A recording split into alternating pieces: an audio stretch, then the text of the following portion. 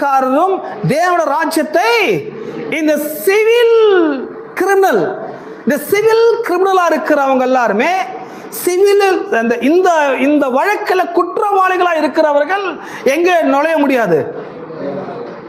தேவனுடைய ராஜ்யத்தில் நுழைய முடியாது. முதல்ல படிக்கும்போது சிவில் லோனா என்னன்றது கொஞ்சம் கன்ஃபியூஸ் ஆயிட்டோம் அல்லவா?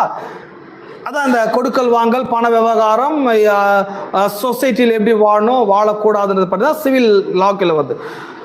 அப்போ இதுதான் குற்றங்கள் அப்படின்னு சொல்லப்பட்டுள்ளது. வேசிகள், விபச்சாரக்காரர்கள், திருடர்கள், எல்லாம் திருடர்கள், பொருளாசைக்காரர்கள். திருடர்கள்னா கோயிலே கொஞ்சம் ஜாக்கிரதையா இருக்கணும்.